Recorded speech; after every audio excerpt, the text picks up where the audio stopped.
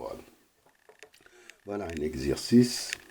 On nous demande de calculer I1, I2, I3, I5, I6, I8 et I9 en utilisant le diviseur de courant. On a 3 nœuds. On va utiliser le diviseur de courant. Si on se rappelle bien, le diviseur de courant, quand on a R1, quand on a des résistances en parallèle pour le diviseur de courant, on peut calculer le courant dans les branches en fonction du courant principal. Je ne vais pas vous le démontrer, mais je vous donne les résultats. C'est ça, c'est R2 sur R1 plus R2, multiplié par le courant principal. Et ici, c'est R1 sur R1 plus R2, multiplié par le courant principal. Ici, on a 3 nœuds, donc on peut dire que I2 et I3, I2 et I3, en fonction de I1, on peut le calculer par la formule suivante. I1, alors on change les indices, ici, en fonction de I1, ça c'est I2, I2 et I3. I2, ça va être R3 jusqu'à 10. Et puis ici, c'est R2 plus R3 jusqu'à 10. Ça, c'est R2 sur R2 et R3 jusqu'à 10. Voilà. Ou bien, on va essayer d'appeler ça, ces deux-là, R1'. Ça, c'est R2', R3. D'accord. R1', je vais l'appeler, c'est R8 plus R9 plus R10. R2', c'est ici. R3', c'est celle-là. À partir de R6. Ça va être R4'. À partir de là, c'est R5'. Là, c'est R6'. Et là, c'est R équivalente. Alors, ce sera plus facile avec ces indices-là que j'ai. Donc ici, on aura R5', R5' et R5'. Voilà. Donc ici, on aura R2 et R5'.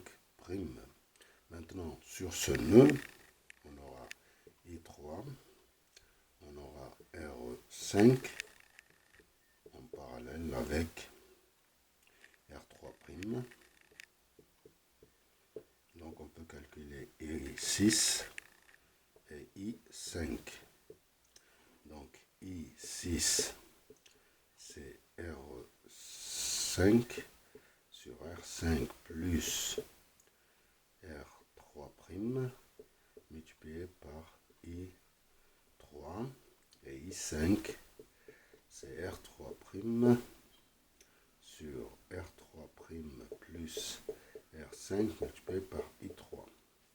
Le dernier nœud, c'est I6.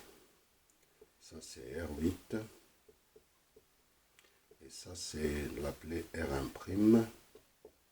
Donc, on peut calculer I9 et I8 en fonction de I6. Donc, I8, c'est R1' sur R1' plus R8 multiplié par I6.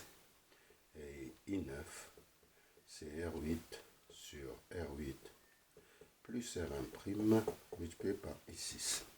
Voilà. La méthode de calcul qu'on va utiliser ici. Alors on passe au calcul de la résistance équivalente de ce circuit. Et après, on peut calculer les courants dans les branches. Donc on va calculer la résistance équivalente. La résistance équivalente, donc on a, première étape, on a R9 et R10 en série. C'est la première étape. La deuxième étape, ces deux sont en parallèle avec R8. C'est la deuxième étape. Puis on ajoute R6 et R7 qui sont en série, troisième étape. Puis sont en parallèle avec R5, c'est la quatrième étape. Et puis on ajoute R3 plus R4 qui sont en série, c'est la cinquième étape. Cinquième étape. Et puis on ajoute, non, en parallèle, R2 est en parallèle avec l'ensemble, c'est la sixième. Et la dernière étape, on ajoute R1 qui est en série avec l'ensemble. Donc ce qu'on a appelé R1', c'est R9. C'est R9 plus R10. R9 plus R10, c'est 40 plus 20, c'est 60 ohms. Et puis R2', c'est R1' en parallèle avec R8, plus R8, donc c'est 60 divisé par 30 sur 60 plus 30, ça nous donne 20 ohms. Puis on calcule R3', on ajoute à R2', on ajoute R6 plus R7, donc 20, on ajoute plus 10 plus 30, ça nous donne 60 ohms. Puis R4', c'est R3' en parallèle avec R5, R3' plus R5, donc c'est 60 multiplié par 30 sur 60 plus 30, ça nous donne 20 ohms. Ça c'est R4', 20 ohms. Et puis R5', c'est R4' plus R3 plus R4. Ça nous donne 20 plus 2 plus 8, ça nous donne 30 ohms. Et puis R6', c'est R5' multiplié par R2 sur R5' plus R2. R2 c'est 60. Donc c'est 30 multiplié par 60 sur 30 plus 60. Ça nous donne 20 ohms. Et la dernière étape, R7' qui est égale à R équivalente, c'est 20 plus R1. Donc c'est R6' plus R1. Donc c'est 20 plus 10, ça nous fait 30 ohms. Donc le courant I1, c'est égal à V sur R1, c'est égal à 60 sur 30, ça nous fait 2 ampères. Voilà, ce qu'il nous faut, c'est les résistances équivalentes. R5' qui est égal à 30. Il nous faut R3' pour le calcul des courants. R3' c'est 60 ohms. Et il nous faut R1' qui fait 60 ohms. Voilà, c'est la seule résistance qu'il nous faut pour calculer les courants. Alors, on attaque. On colle I1. Là, on calcule I2 et I3. I2, c'est R5' sur R5' plus R2 multiplié par I1. Et là, c'est R2 sur R2 plus R5' multiplié par I1. Donc ici, on a R5', c'est 30 sur la somme des deux. 30 plus R2 sur 90 multiplié par 2. Ça nous fait 30 sur 30 multiplié par 3, 2. Ça nous fait 2 tiers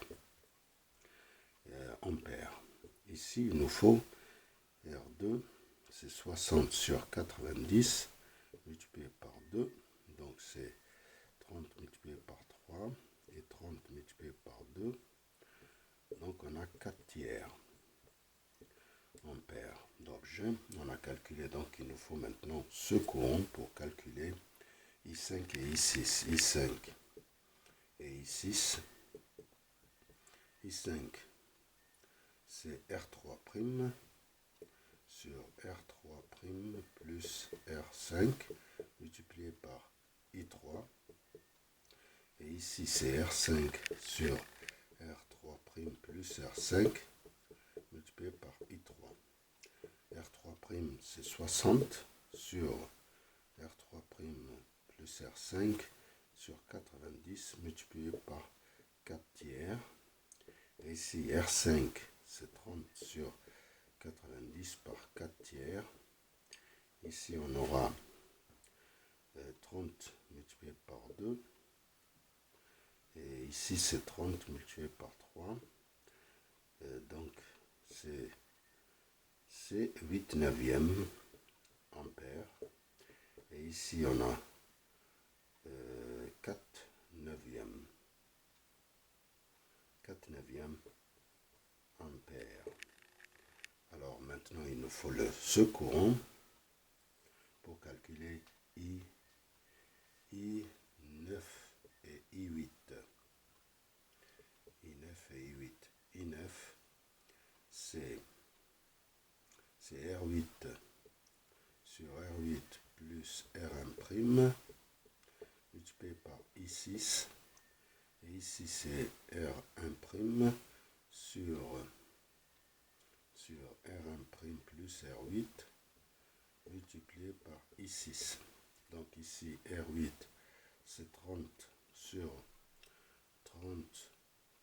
90 multiplié par 4 neuvièmes.